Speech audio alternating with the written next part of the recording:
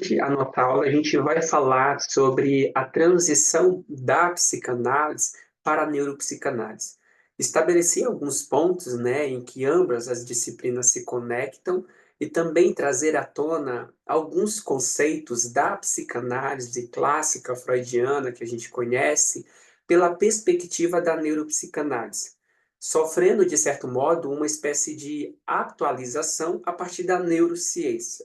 Não sei se o termo atualização é o que cabe de fato nessa minha fala, mas seria uma espécie de revisão em cima de alguns conceitos clássicos, como o inconsciente, as pulsões, os sonhos, pela visão da neuropsicanálise. Claro, tudo isso embasado no que a neurociência, sobretudo a neurociência afetiva, aponta como prova, aponta como evidência, né, por assim dizer, dessa psicanálise muito mais respaldada e embasada nos conhecimentos da neurociência como um todo, tá bom? Como sempre, eu informo para vocês que aqui embaixo, na aba Arquivos, vocês vão encontrar PDF, sugestões de artigos, sugestões de livros. O nosso PDF conta com algumas referências bem específicas para você se aprofundar nesse campo, para você se aprofundar nesses temas que nós vamos tratar durante essa aula, tá bom? Então, papel e caneta na mão e vamos para a nossa aula.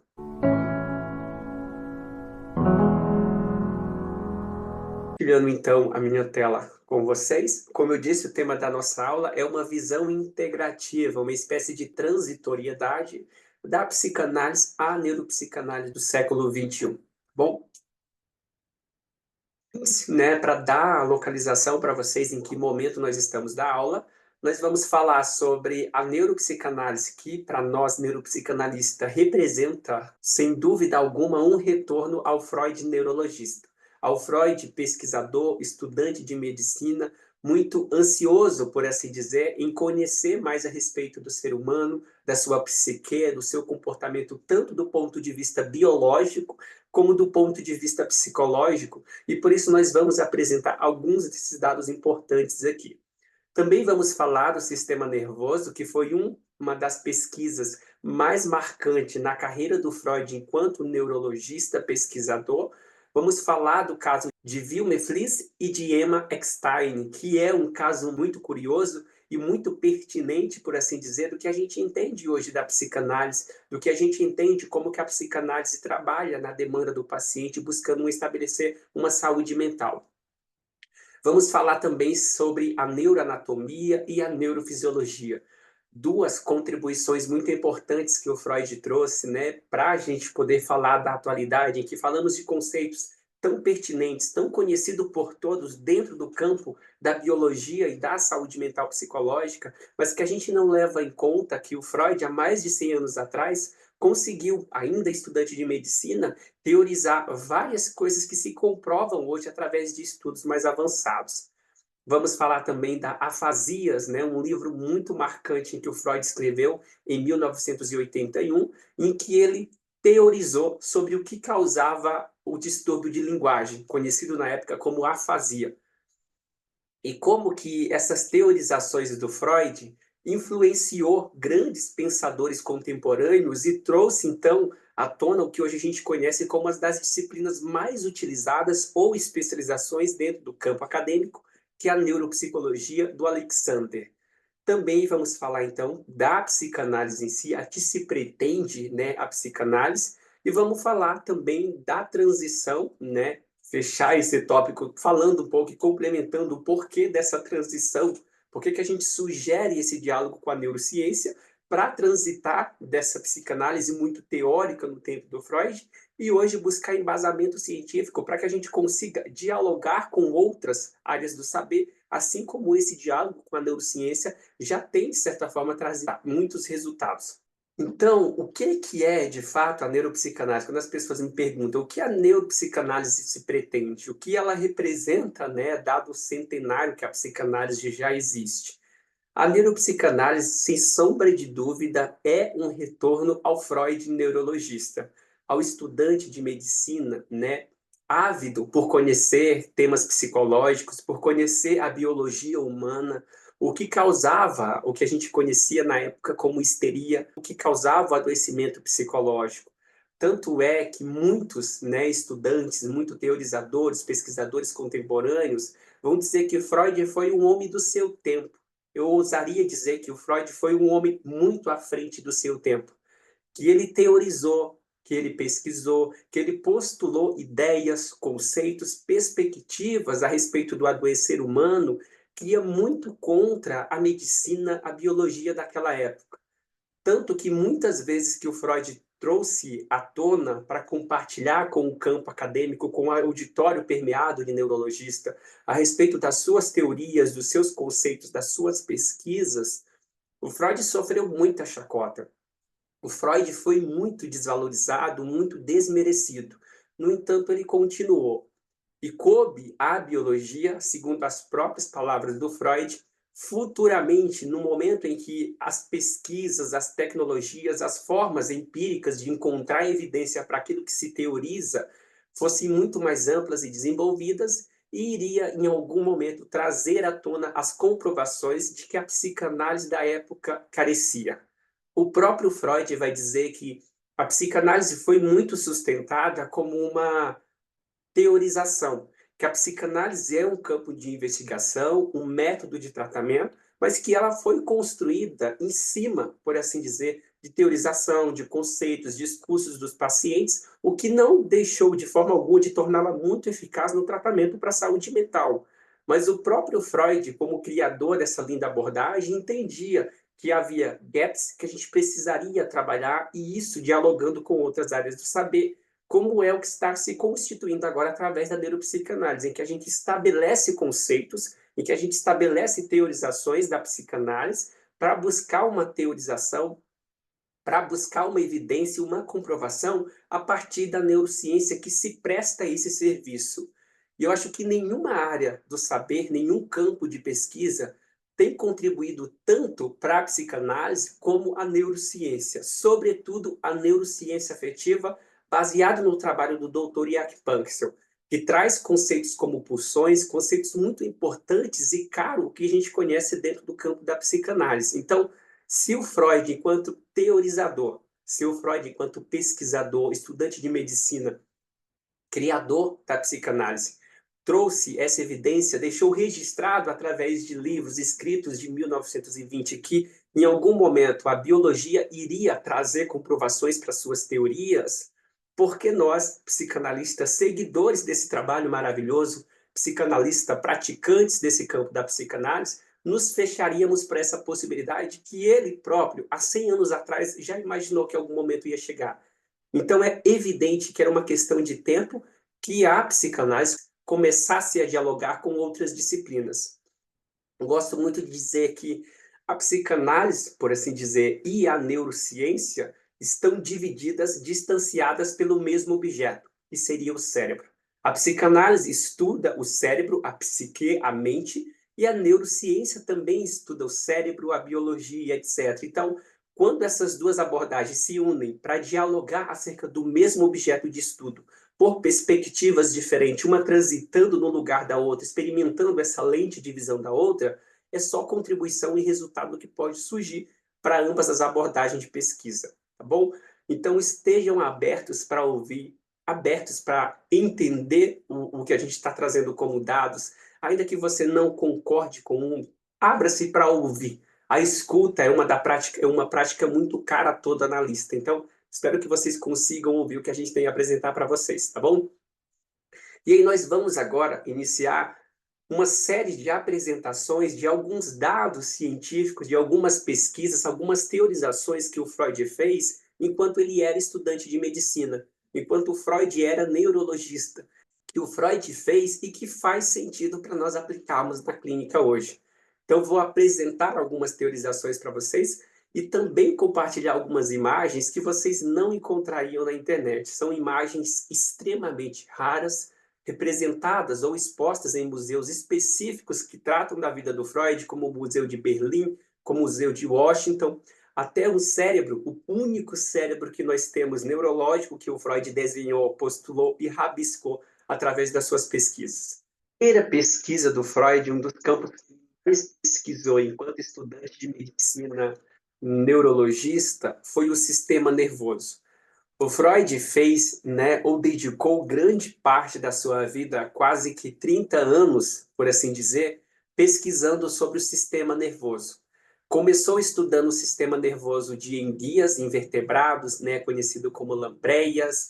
Investigou também um outro invertebrado chamado lagostim e foi acerca desses animais dissecando e encontrando pontos importantes, relevantes para a neurologia da época. Pesquisou também o cérebro humano, pesquisou o sistema nervoso, etc. E o Freud era muito ávido, ousado, por assim dizer, em suas pesquisas. Tinha muito desejo de trazer à tona, todos sabem que o Freud sempre foi ambicioso, de certa forma, em ser revolucionário, e essa ambição fez ele ser um homem muito à frente da sua época. Então, ele começou estudando, né, esses invertebrados. Existe aqui alguns rabiscos que o Freud fez, né, desenhos, diagramas, etc., a respeito dessas pesquisas dele. Existem 3 imagens aqui. O Freud costumava fazer uma espécie de anotação. Vocês podem ver que todas as imagens que estão apresentadas nesses slides ali, existe um risquinho, uma letra A, uma letra B, o número 2, etc., que o Freud vai correlacionar com uma carta que segue posteriormente cada imagem dessa. Essas imagens você vai poder encontrar num livro chamado Da Neurologia à Psicanálise.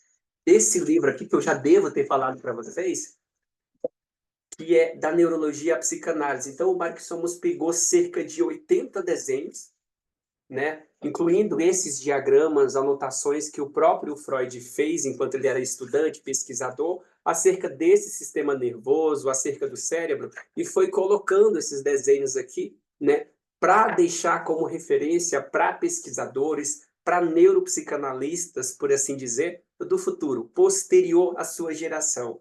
Então, compartilho com vocês esse desenho original que está exposto no Museu, né, Freud de Londres, e também na coleção, né, Sigmund Freud, da Biblioteca do Congresso de Washington. Aqui ele estava postulando sobre os glândulos espinhais e cordão espinhal de Penrose. Um caso muito importante, assim, que poucos têm conhecimento, é sobre o caso de Wilmer Fliess e Emma Eckstein.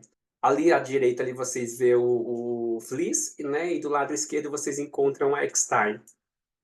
A Eckstein era uma paciente do Fliess, que era otorrinolaringologista em Berlim. Fliess era um amigo muito próximo do Freud, então eles trocaram muitas cartas. Essas cartas hoje você encontra, de certa forma, no museu exposto. Eles trocaram muitas cartas a respeito de pacientes. E uma das pacientes mais marcantes dessa grande amizade é Eckstein, que era uma paciente pós-operatória do Fliess, que apresentava dores de cabeças recorrentes e cada vez mais constantes. Então, o Fliess escreveu para o Freud falando dessa paciente e postulou, imaginou que essa paciente estivesse sofrendo de algo muito comum naquela época vitoriana, que era a histeria. Como Freud era, de certa forma, uma referência nesse campo da histeria, o Fliess encaminhou essa paciente Eckstein para o Freud, dizendo que Freud, essa paciente, possivelmente está sofrendo de histeria pós uma operação que ela fez, né, nas narinas. Por que o Fliess trabalhava em comunicação com Freud e trabalhando na área do torrino? Porque o Fliess tinha uma visão que todos os transtornos psicológicos que você apresenta estão relacionados com os músculos ou os tecidos nasais. Então, para diminuir essa constância de dores de cabeça, essa constância de histeria daquela época, ele fazia operações em pacientes, né, das narinas para ver se diminuía os sintomas. No caso da Eckstein, esses sintomas aumentaram também, começando a incluir a dor de cabeça. Então, ele encaminhou ela para o Freud, e o Freud recebeu essa paciente, e na terceira análise no consultório, o Freud percebeu, enquanto ele psicoanalisava essa paciente, um odor muito desagradável, né, no consultório. Então, o Freud comenta com Eckstein e ela diz que recentemente tinha feito uma operação com o Fliess e que estava sentindo, de certa forma, algumas dores, não somente na cabeça, mas também aonde teria sido operado nas narinas. O Freud, como era médico, né, neurologista, não um médico cirúrgico, mas um neurologista, foi fazer uma espécie de exame, né, examinar essa região em que a paciente disse que estava sentindo dor e que o Freud associou com um mau cheiro no consultório. Diante desse exame em relação à paciente, O Freud percebeu, né, através de uma costura, que a paciente tinha pedaços de gases dentro das suas narinas, ou seja, o Flies haveria costurado o nariz da paciente e deixado alguns pedaços de gases, alguns fios de gases operatória, cirúrgica, dentro do nariz dela. E aí o Freud entendeu que então a paciente estava com uma infecção, né, nas narinas e essa infecção estava causando o mau cheiro que ele sentiu e, consequentemente, também causando a dor de cabeça que a paciente tinha se queixado ter aumentado. O Freud, então, como médico, pegou o bisturi, tirou os pontos dessa operação do Flies e foi retirar essa gases que estava no nariz da paciente. Nesse momento em que o Freud estava retirando essas gases da paciente, até respingou, né, algumas gotas de sangue na roupa do Freud, e o Freud até comenta que um jargão que ele usa, que ele não servia para ser um médico cirúrgico, que ele de fato tem que lidar com material psicológico. E aí Eckstein até brinca com o Freud dizendo que esse é o sexo forte, é esse, né, o ser forte, o homem que treme diante do sangue, porque o Freud havia tremido quando esse sangue tinha espirrado nele. E o que que esse caso tem como relevante para nós falarmos de psicanálise, de neuropsicanálise? Aqui o Freud começou a postular a ideia de que nem todos os sintomas que se apresenta como demanda de saúde mental é de fato uma demanda de saúde mental. Muitas coisas que nós temos, né, no sentido de que é psicológico, é uma demanda mental psicológica, é causado unicamente por uma causa psicológica, é causado unicamente por um id, por assim dizer, por um inconsciente que vem à tona. O Freud se frustrou ao ter que reconhecer que, de fato, não somente um material ou uma dor psicológica vai causar o que é de sofrimento psicológico, mas que, por exemplo, dessa paciente, uma infecção causada por um pedaço de gases deixado dentro dela causou um sintoma de dor de cabeça considerado naquela época como uma questão psicológica. E é importante a gente entender que a gente está falando na época do Freud, em que não tinha metodologias para você entender o que a gente entende hoje de bioquímica cerebral, de estrutura cerebral. Então, naquele tempo, essa experiência foi extremamente frustrante, mas também muito importante para o Freud repensar a questão da biologia. O quão a biologia, as questões biológicas do indivíduo, pode interferir na sua saúde mental, no seu adoecer psíquico, como no caso dessa paciente, que foi encaminhada para ele como suspeito de histeria, e que quando o Freud retirou esse pedaço de gases do nariz dessa paciente, imediatamente ela trouxe um discurso de melhora, de alívio dessa dor de cabeça e, consequentemente, até mesmo dessa histeria. E aí a gente pode entender que, correlacionando isso com a neuropsicanálise, que nem todos os pacientes que vão chegar no setting terapêutico estão de fato sofrendo de um adoecimento causado por uma dor psicológica. Muitas vezes, na análise, sobretudo trabalhando com neuropsicanálise, nós precisamos considerar que muitas vezes a realidade desse paciente, o que ele apresenta, por assim dizer, como discurso, o meio que ele está inserido, a alimentação, o antidepressivo que ele pode estar tomando, vai trazer o que a gente chama de um efeito colateral, um efeito adverso, que muitas vezes, dependendo do antidepressivo, isso pode causar uma dificuldade até mesmo do paciente ter um engajamento no processo terapêutico. Como também, às vezes, você vai precisar dessa medicação que vai ser prescrita por um médico psiquiatra, para levar o paciente a ter motivação, possibilidade, capacidade de continuar ou sequer iniciar o processo de análise. Então, tanto é para considerar os efeitos dessa medicação, como é para considerar que, às vezes, a medicação pode trazer essa possibilidade. Do mesmo jeito que, quando eu trabalho na análise com o paciente, toda a anamnese que eu faço acerca da data de nascimento, acerca do lugar que ele vive, com quem ele vive, com as suas possibilidades financeiras, com a sua realidade social, vai impactar significativamente no processo de análise desse paciente. Esse caso é especificamente um apontamento muito futurístico porque a gente está vivendo hoje, que nem todas as demandas ou sofrimentos do paciente podem ser resumidos no inconsciente, na manifestação de algum transtorno psicológico. Essa imagem desse cérebro que foi a única e primeira imagem que o Freud desenhou sobre o cérebro. Essa imagem está exposta em Berlim, em um museu lá de Freud. Aqui o Freud estava teorizando, né, diagramas, marcas específicas de onde ele considerava que poderia, de certa forma, ter uma lesão para causar o que a gente entende no distúrbio de linguagem. Que perceba que o Freud não postula que apenas uma estrutura cerebral pudesse causar o que a gente entende como distúrbio de linguagem, que é lidado muito mais pela neuropsicologia hoje, mas que não, isso é simultâneo. Essa lesão pode impactar em outras áreas do cérebro que vai trazer essa dificuldade de fala. Então ele fez essa pequena teorização. Também uma imagem muito rara. E a contribuição do Freud para a neurofisiologia, porque a gente entende hoje de neuroanatomia, tanto a partir desse desenho muito simbólico, muito bem feito para quem estava postulando tudo isso, o Freud entendeu, assim, ele foi trazer a respeito das suas pesquisas, se referir que existia no cérebro humano, nas conexões cerebrais, uma coisa que ele chamou de barreira de contato. Essa barreira de contato, ele dizia que um neurônio, né, se conecta ao outro para passar informações, mas esses neurônios eles não se tocam. Existe o que o Freud postulou como uma barreira de contato entre um neurônio e outro. O que a gente entende hoje como barreira de contato é comprovado pela neurociência como a gente conhece hoje sinapse. De fato, o que o Freud teorizou estava correto. Um neurônio se conecta com o outro através do que a gente entende como sinapse, mas não há, de fato, estocar. Existe, né, entre um neurônio e o outro, o que a gente conhece como sinapse, que era o que o Freud chamou naquela época como barreira de contato. Para um cara que teorizou há mais de 100 anos atrás sobre um conhecimento em que não havia possibilidades de você comprovar essa existência, era ou não era um cara muito à frente de seu tempo? Era ou não era um pesquisador por excelência? E o Freud tinha essa ânsia de buscar esses insights, e ele buscou naquele tempo, e esses insights servem para a atualidade. Mas poucas pessoas buscam essa referência e têm o Freud como um dos primeiros a teorizar sobre a questão das sinapses. Então, Freud propôs que havia, assim, essas junções entre as células nervosas.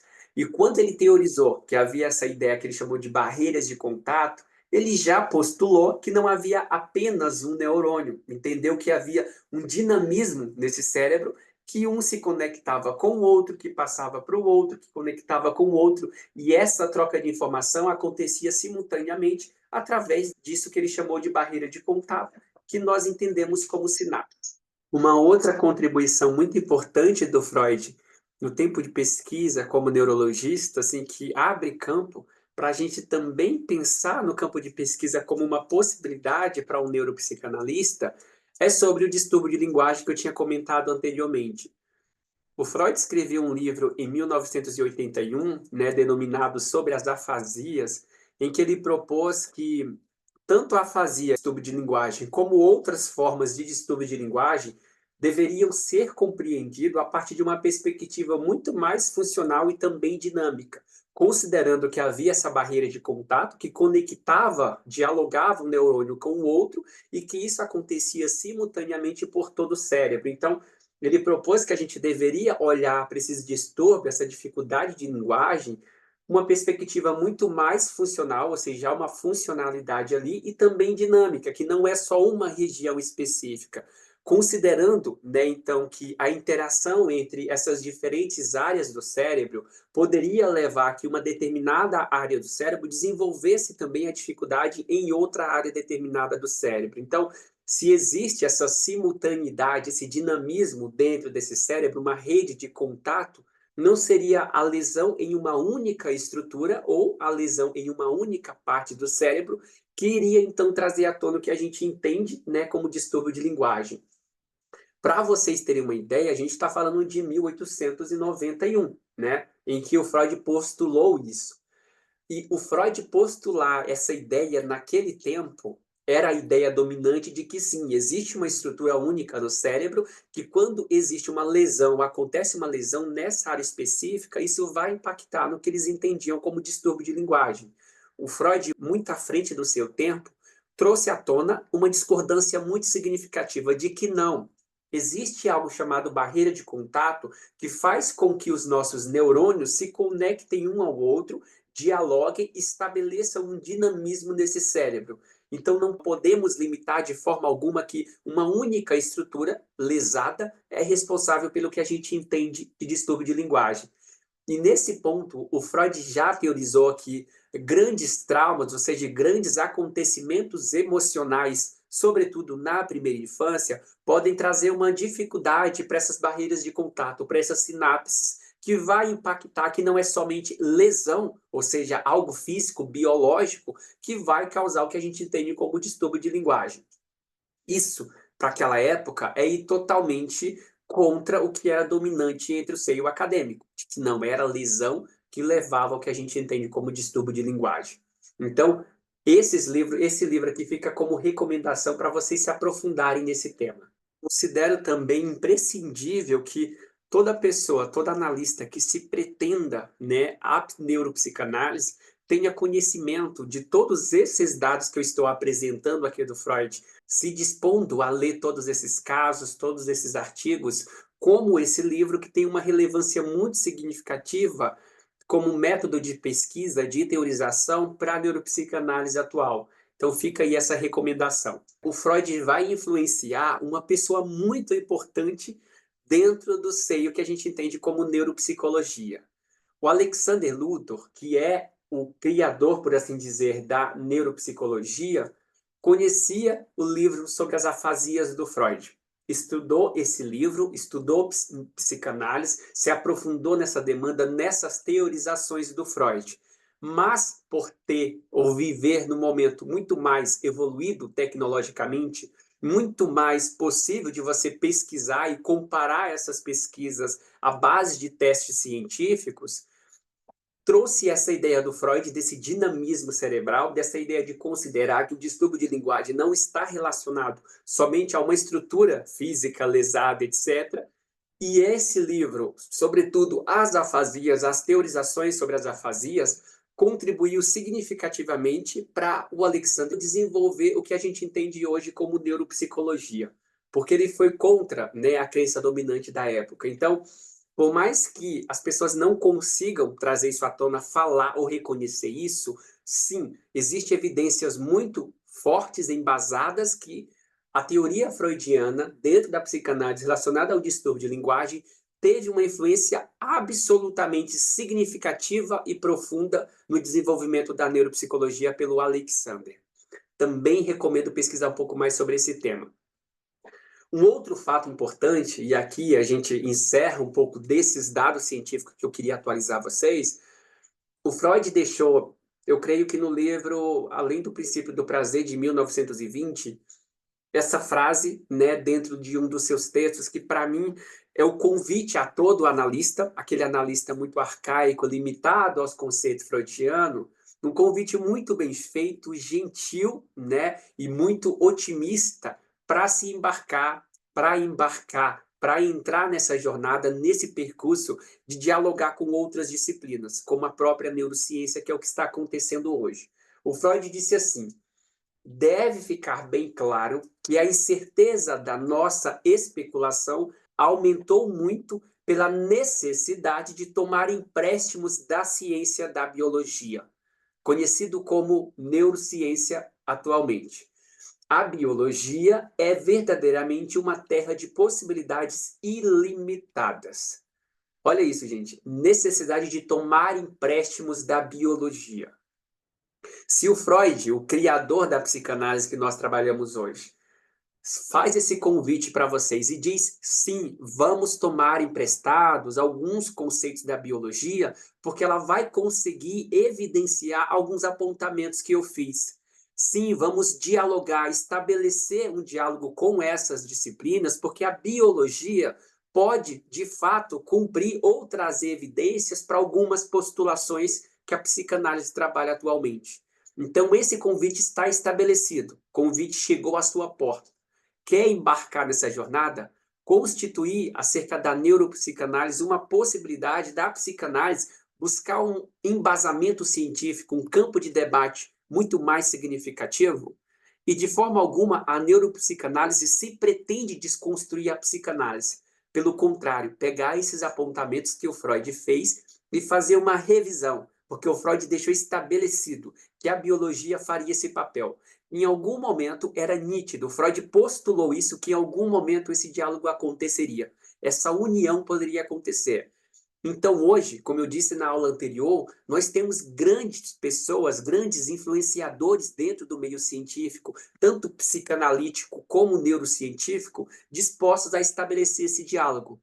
Ganhadores de prêmio Nobel, como o caso do Eric Kandel, Antônio Damasio, um dos caras mais influentes dentro da neurociência, Jaak Panksepp, doutor em psicologia, doutor em neurociência e doutor em psicanálise. Mark Somos, neurocientista, o cara que cunhou o termo neuropsicanálise. Pessoas extremamente influentes estão dispostas a estabelecer esse diálogo. E você pretende ficar fora disso, dessa atualização? Olha tudo que a gente estudou, olha os conceitos que a gente conseguiu ver, uma atualização, por assim dizer, e o como isso se torna tão eficaz sem abandonar a essência da psicanálise, sem deixar de ser fiel ao que nós entendemos como freudiano. Então, ele deixou necessidade de tomar empréstimos da ciência da biologia.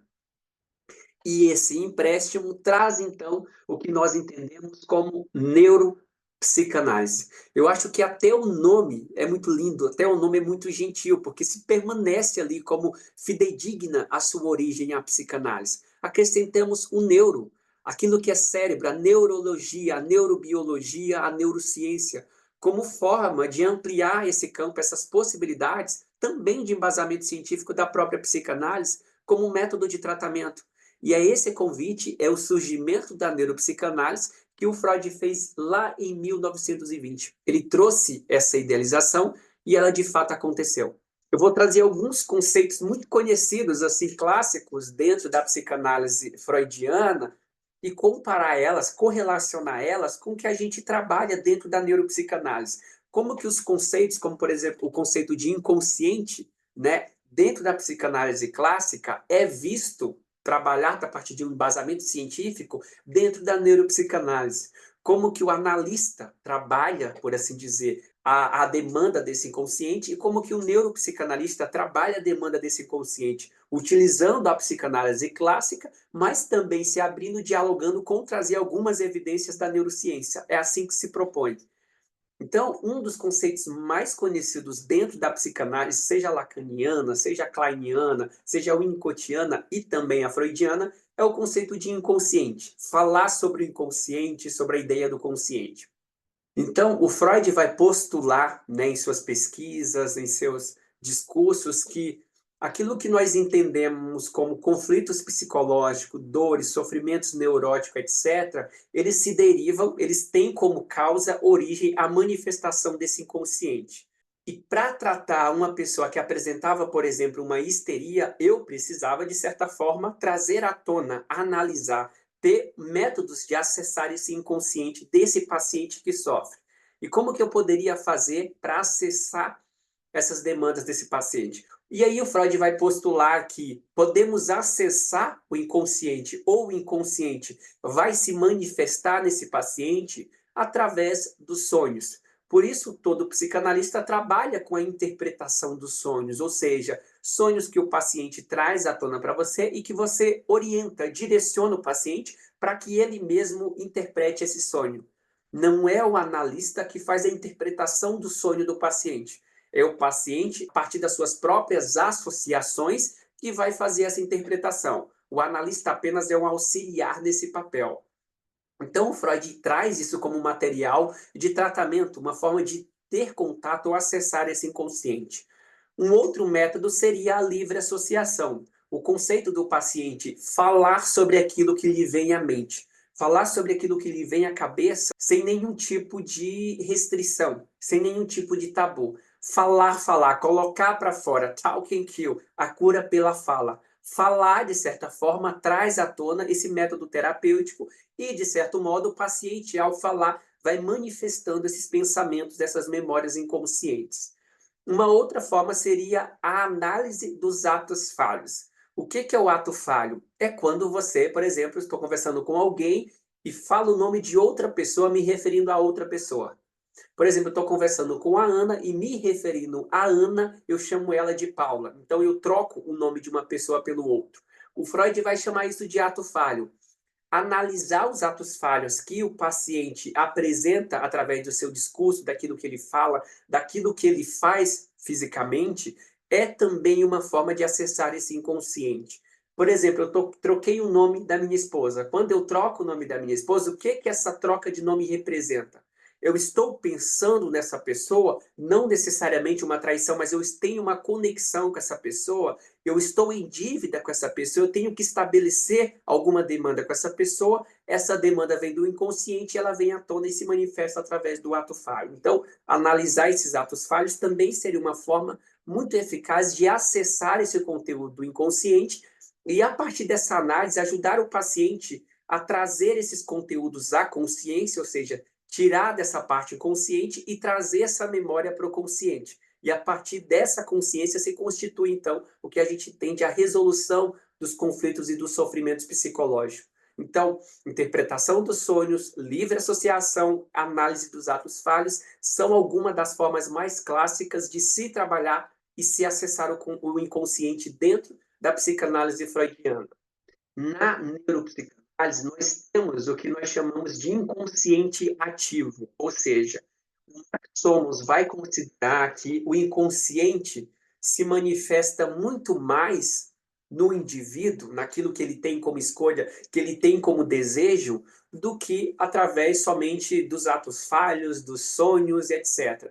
O Mark Somos, através da neurociência, sobretudo a neurociência afetiva, vai trazer à tona uma outra forma de manifestação desse inconsciente. Então, a gente não descarta a ideia do inconsciente do Freud, mas a gente traz a ideia de que esse inconsciente ele é muito mais ativo, ele se expressa muito mais do que somente através dos sonhos, dos atos falhos e assim sucessivamente. Perceba aí que não há um descarte do que o Freud traz como inconsciente. Não há um descarte, uma desvalorização que não, o inconsciente não se manifesta. Pelo contrário, ele se manifesta muito mais do que o Freud postulou. Talvez o Freud não conseguiu encontrar que o inconsciente se manifestasse muito mais, porque, ao contrário dos estudantes, dos teóricos atualmente, a gente tem o IFRMI, a gente tem a neuroimagem, a gente tem formas de compreender, perceber quais regiões cerebrais são ativadas quando o indivíduo pensa em determinada memória. Então, a gente tem avanço tecnológico, a gente tem avanço científico que aumenta, né, traz eficácia, precisão para essa investigação, para essa teorização. Então, o Mark Somons faz essa atualização, e baseado na neurociência, e ele percebe que não, que na verdade não é essa única forma desse inconsciente se manifestar. O que é o inconsciente ativo, então, na neuropsicanálise? A neuropsicanálise ela destaca que quando a gente está falando de inconsciente, a gente está falando de memória consolidada, memória automática, que estão relacionadas com essas regiões subcorticais. Eu falei nessas regiões subcorticais na aula anterior, eu vou falar dos processos cerebrais emocionais primários, secundários e terciários. Aqui, nesse caso, essa região mais primitiva, né, o cérebro reptiliano e também o cérebro ali mamífero, é onde se manifestaria, onde está localizada essas memórias que a gente não consegue trazer à consciência. Mesmo através dos métodos que o Freud postulou, como os sonhos, como o ato falho, como a análise, né, do discurso do paciente, associação livre. Porque o Mark Somers vai trazer uma explicação muito embasada na ciência para isso. Ele diz que a manifestação dessas memórias elas se dão através de comportamentos e sintomas somáticos, oferecendo então uma espécie de visão integrada, né, das influências inconscientes da mente e do corpo. Então, como que esse inconsciente se manifesta no indivíduo, na vida social desse indivíduo? Através da repetição. Por que através da repetição? E aí eu trago um embasamento científico para vocês. Quando a gente fala de uma memória inconsciente, quando a gente se refere a essa ideia de inconsciente, a gente está falando de uma memória que o Mark Somers vai chamar de memória automatizada. É uma memória de longo prazo, uma memória que não pode, de forma alguma, não tem possibilidade dela subir à consciência. Por quê? Quando a gente fala de memória de curto prazo, memória de trabalho, aí eu ter ciência está tudo aqui no meu córtex, do que eu vou falar a partir de cada slide que se apresenta. Isso é memória de trabalho, work memory. Se eu tenho essa memória de trabalho aqui, eu tenho consciência do que eu estou pensando, eu tenho consciência do que eu estou sentindo, eu tenho consciência do lugar que eu estou, eu tenho consciência da temperatura, das dores que eu estou sentindo. Isso é consciência. Para que eu tenha isso, ela tem que estar aqui no meu córtex, sobretudo no lóbulo frontal. Mas quando eu falo de inconsciente, seria essa memória, né, de longo prazo, essa memória automatizada, eu não tenho consciência dela. Por exemplo, andar de bicicleta é uma memória automatizada. Você não precisa ter consciência de como que eu pedalo, como que eu seguro no guidão, como que eu faço para essa bicicleta andar. Isso é automático, simplesmente acontece. Se isso acontece, né, dessa forma sem que você pense sobre isso, o inconsciente se manifesta nesse momento, através dessa repetição, daquilo que você faz sem ter consciência que está fazendo, daquilo que você executa sem pensar o que fazer para executar determinada coisa, como, por exemplo, andar de bicicleta. Então, quando a gente fala de memória automatizada, essa memória ela não está no córtex e de forma alguma ela consegue subir para o córtex. Se essa memória não sobe para o córtex, significa que mesmo através do ato falho, através da análise da associação livre, significa que através, né, dos sonhos, de forma alguma essa memória volta para o córtex. Se essa memória não volta para esse córtex, significa que eu não tenho como ter consciência dessa memória, porque ela é automatizada. E se ela não está no córtex, aonde que essa memória está? Nos gânglios basais, que estão relacionados com a nossa capacidade de aprendizado corporal, né, memória corporal e etc., que está relacionada também com o nosso hipotálamo e que está relacionada com o nosso sistema límbico. Então, quando a gente fala de memória automatizada e quando a gente fala de inconsciente, a gente estaria falando dessas três estruturas subcorticais: hipotálamo, sistema límbico e glândulos basais. São nessas regiões que estão as memórias automatizadas. E não tem como essas memórias automatizadas, inconscientes, sair dessas estruturas e retornar para esse córtex para que eu tenha consciência. A única forma que tem dessas memórias automatizadas, desse inconsciente se manifestar, e aí eu estou falando de embasamento científico, é através da repetição. Deixa eu tentar consolidar um exemplo para vocês. Imagina uma criança que na primeira infância ela já tem uma espécie de instinto, né, motivada por esse sistema psíquico, de suprir uma necessidade de alimentação. Gritar, berrar, é uma forma que ela tem, quase que instintiva, de pedir por alimento, de pedir por cuidado, porque ela precisa desse cuidado, ela precisa desse alimento para garantir a sobrevivência. Então, o sistema evolutivo desenvolve essa capacidade de choro, de grito, de manifestação física nela. E aí a criança tem uma necessidade, ela sente o sintoma de fome, e para chamar essa mãe, esse cuidador, essa criança, então, chora, ela grita. E quando essa criança chora, quando essa criança grita, ela está chamando essa mãe, ela está chamando esse cuidador. E aí, quando ela chora, a mãe vem cuidar dessa criança, a mãe traz alimento, traz carinho, traz acolhimento, amamentação e etc. Esse choro se torna uma memória automatizada. Por que se torna automatizada? À medida que ela é eficaz, ela sai desse córtex, que a criança tem consciência, e vai para essas regiões subcorticais. Quando essa memória chega nessas regiões subcorticais, a criança não precisa mais pensar como que eu faço para suprir a minha necessidade de alimento, como que eu faço para chamar a minha mãe. Automaticamente a criança chora, automaticamente a criança grita e ela chama esse cuidador. Se essa memória está automatizada, significa que na vida adulta, para ela conseguir, de certa forma, suprir as suas necessidades de alimento ou suprir as suas necessidades afetivas, existe uma grande possibilidade dela usar esse choro. E como que esse choro se manifesta? Aquela pessoa que se vitimiza, aquela pessoa que sempre é frágil, aquela pessoa que sempre se fere, aquela pessoa que é sempre vítima de tudo. Por que ser vítima, estar frágil, de certa forma, chorar, é a única ferramenta que está consolidada para pedir cuidado. É a única ferramenta consolidada para pedir consolo, para pedir afeto, para pedir amor. Então, todas as vezes que ela pensa em receber amor, ela se vitimiza, ela se faz de frágil, porque é uma memória automatizada. E aí, quantas pessoas, né, entram no relacionamento e têm essa linguagem para pedir afeto? Quantas pessoas têm essa linguagem para pedir cuidado? É a linguagem automatizada na infância. Então, memórias dessa infância. A criança tem uma memória de como que eu chamo a minha mãe, ela só registra isso a partir dessa memória automatizada que seria o choro. Isso vai para a vida adulta. Então, as memórias que nós temos na nossa infância trazem a possibilidade de manifestar na vida adulta somente a partir da repetição.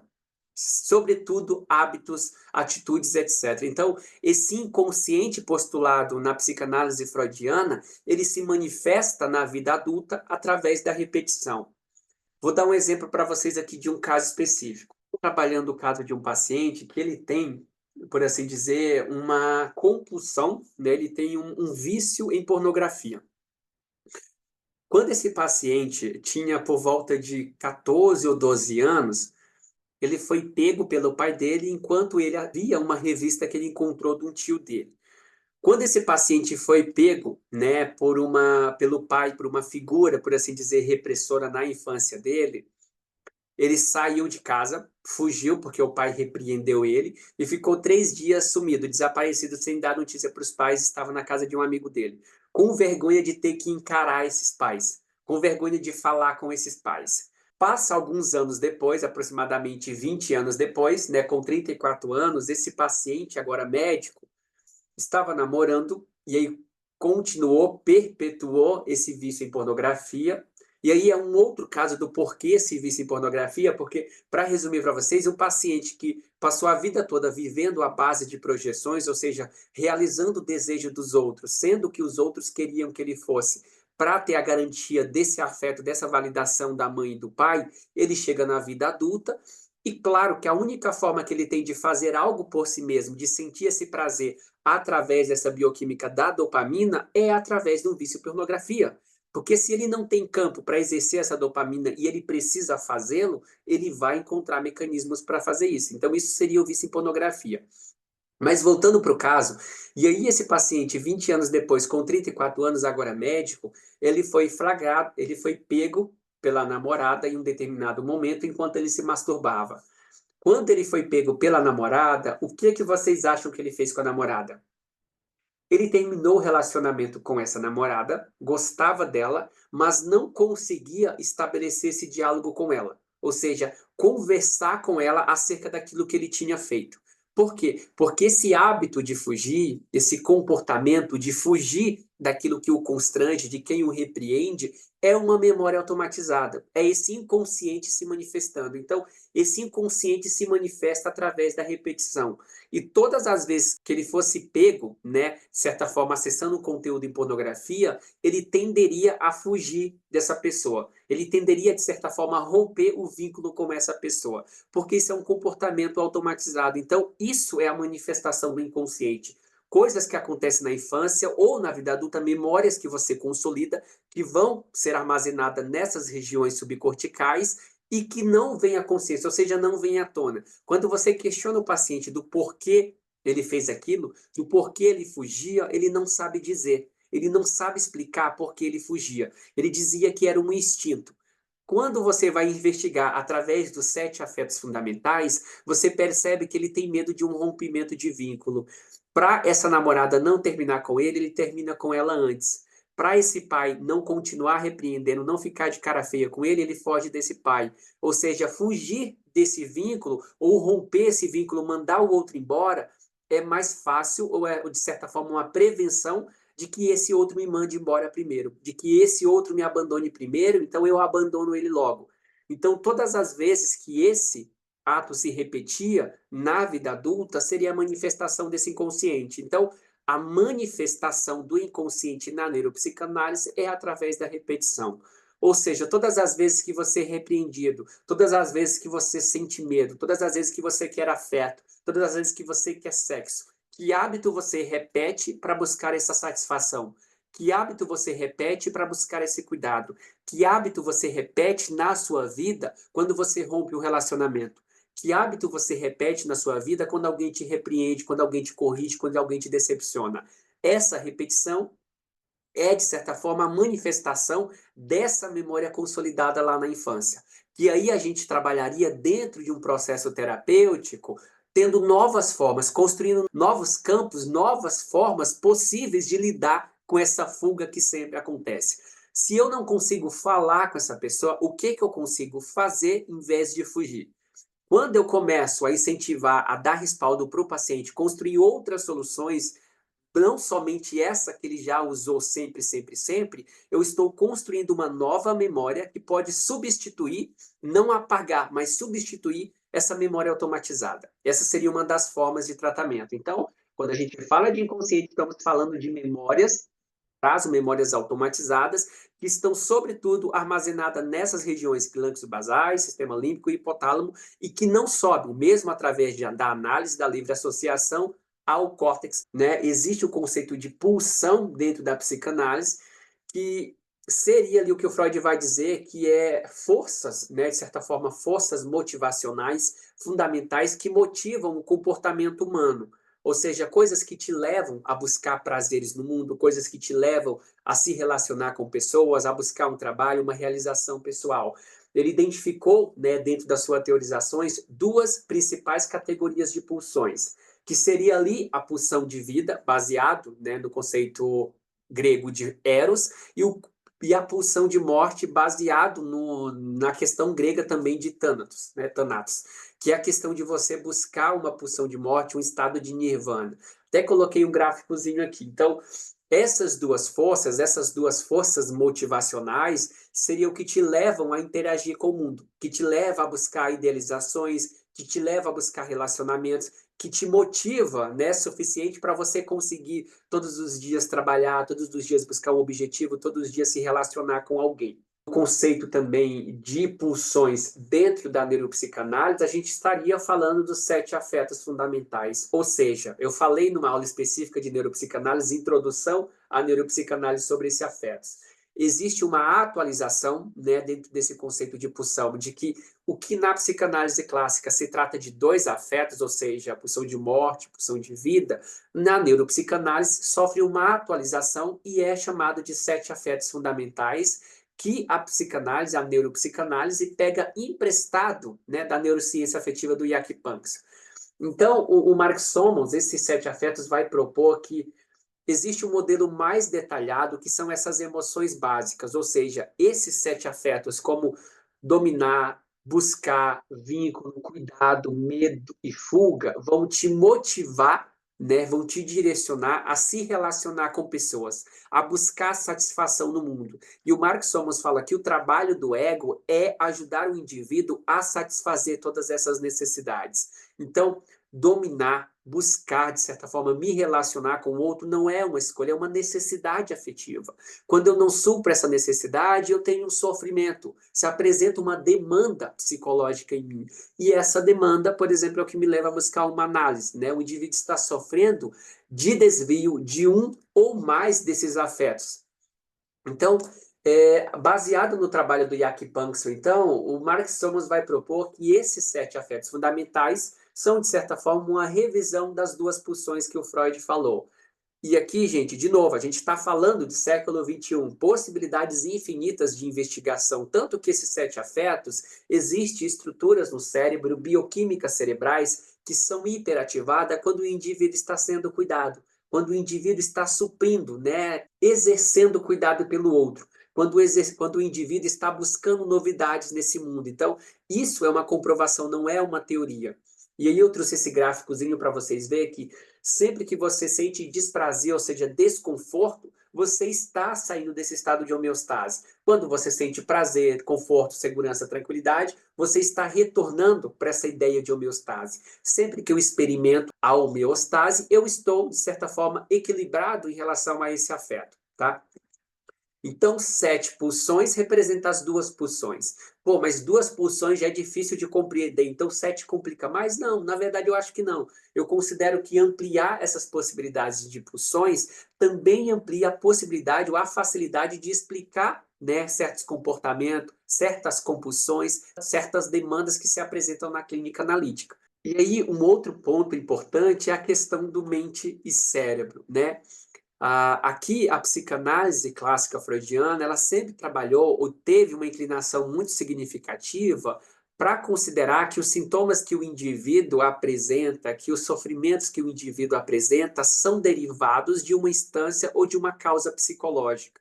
Então, ela tem uma inclinação muito significativa a trabalhar as demandas a partir de um sofrimento psicológico que tenha uma causa psicológica, assim como um sofrimento físico que também possa ter, de certa forma, uma causa psicológica.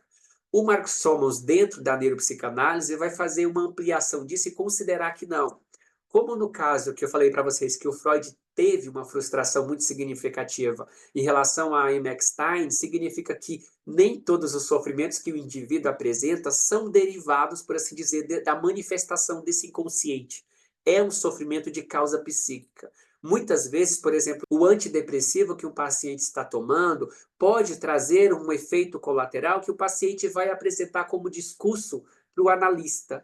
E não necessariamente esse discurso é uma associação livre que o paciente está manifestando uma dor, um incômodo desse inconsciente. Pode sim ser causado por um antidepressivo. Então, como eu mesmo já tive pacientes que apresentavam uma depressão, um desânimo em relação à vida, e quando eu peço para esses pacientes fazerem um check-up, fazer uma bateria de exame, verificar a questão da vitamina B, percebe-se que esse paciente está numa baixa de vitamina D, de vitamina B. E quando esse paciente toma uma vitamina B, a vida melhora, ele melhora, a motivação é mais significativa, a concentração melhora. Então, nem todos os discursos ou nem todas as demandas que chegam no consultório são de natureza psicológica. E a neuropsicanálise, divergindo um pouco da psicanálise clássica, vai ampliar esse campo e considerar que não, que eu preciso olhar tanto o biológico, como eu preciso, de certa forma, considerar o psicológico.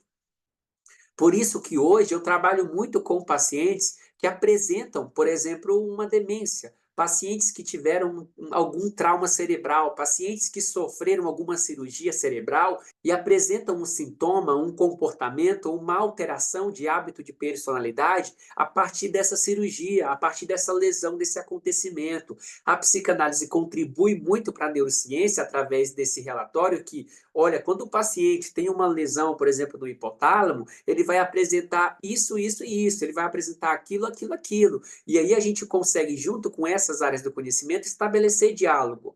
Por exemplo, o que que cunhou, o que que trouxe à tona, o que que fez surgir a neuropsicanálise? O Mark Solomons queria colocar em prova, ou queria pesquisar pelas possibilidades da nossa ciência, das nossas tecnologias científicas atuais, se aquilo que o Freud falou lá em 1900 sobre a questão dos sonhos era de fato real, ou seja, o Freud, ao contrário de muitos, defendia que não, que os sonhos, eles são material de análise, que os sonhos, eles têm um papel biológico, que os sonhos, eles têm uma função muito significativa para o indivíduo, para a saúde mental. Então, Freud vai dizer que uma das principais funções dos sonhos é a realização dos desejos e, consequentemente, a proteção do sono, ou seja, eles permitem, de certa forma, que o paciente sonhe sobre um desejo que ele tem e, consequentemente, ele sofra menos no dia seguinte. Ou seja, se eu tenho tanta, mas tanta raiva, por exemplo, de uma pessoa,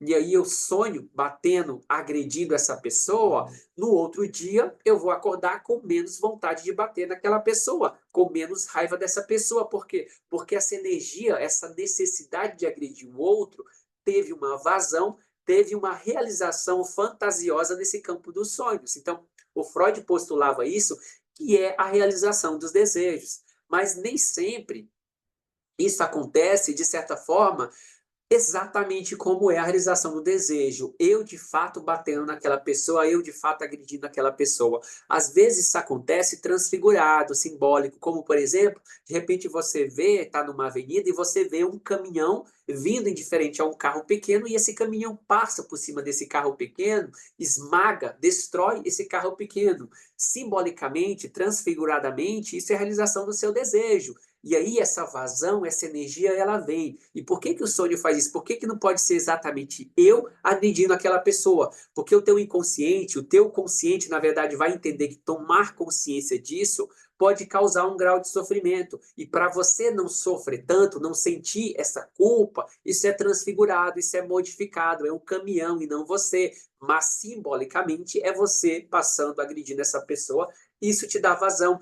te faz sentir um alívio em relação à necessidade de agredir essa pessoa. Já o Mark Somers, ele vai dizer que os sonhos, ele tem uma função adaptativa que ajuda na regulação emocional e na resolução de conflitos, ou seja, regulação emocional casa exatamente com o que o Freud diz, a realização de um desejo, uma regulação emocional, como que se regula essa emoção? Como que eu regulo essa emoção da raiva? Sonhando com a realização desse desejo, sonhando com eu agredindo essa pessoa, sonhando com o caminhão batendo no carro. Então, existe ali uma regulação emocional que se dá através desse campo representacional dos sonhos. De certa forma, isso casa. Então, o Mark Somas falou, se o Freud disse que os sonhos não é um material qualquer, é um material caro, tem uma função, vamos estudar os sonhos. Então, a partir da ciência, das tecnologias que nós temos atualmente, o Mark Somas conseguiu provar que os sonhos não são, como o Freud disse, um material para ser descartado, que os sonhos não acontecem ao acaso como um efeito, por exemplo, do sono REM, que se acreditava na época.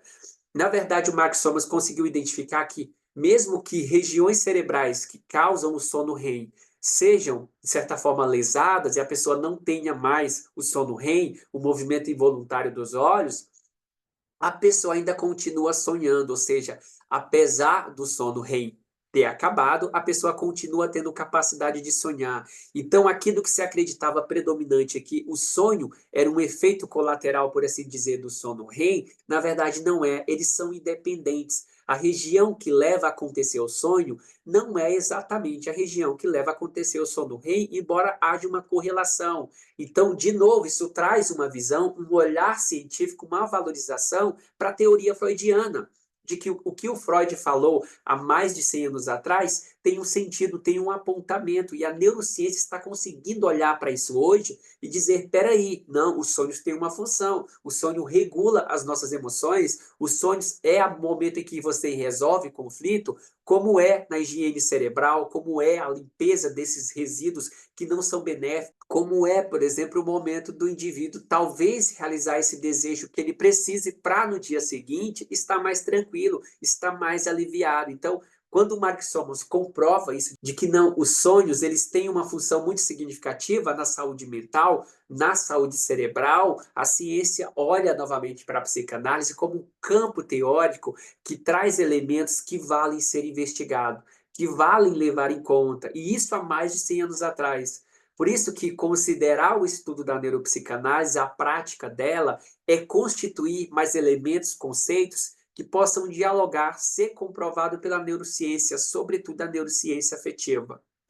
Faz sentido isso para vocês, gente? Me diz aí se pensar na neuropsicanálise como um campo, ou seja, uma ampliação do que já pode fazer ou do que já vem fazendo há mais de 100 anos a psicanálise, a neurociência, ela tem uma contribuição muito significativa para fazer com a psicanálise, assim como já tem feito atualmente, sobretudo a neurociência afetiva e a psicanálise enquanto método investigativo, enquanto prática clínica, método de tratamento, tem muito a contribuir também com a neurociência. Então me digam aí, comentem para mim se essa aula fez sentido para vocês, se de certa forma ter acesso a casos, dados, pesquisas que o Freud fez há mais de 100 anos atrás, traz uma relevância para a prática clínica que vocês fazem hoje. Me digam aí se vocês conseguem ter uma noção, então, nossa, então realmente vale dialogar com a neurociência, vale estabelecer esse diálogo, considerar as contribuições que a neurociência pode trazer para eu, enquanto psicanalista. Estudar, se abrir para isso, é, de certa forma, ampliar, refinar a sua prática clínica a partir de uma metodologia muito mais científica, muito mais embasada nos conceitos da ciência moderna. E esse é o convite da neuropsicanálise. Gente, abração para vocês, tá? Deixem aí seus comentários, as suas considerações e a gente se vê na nossa próxima aula.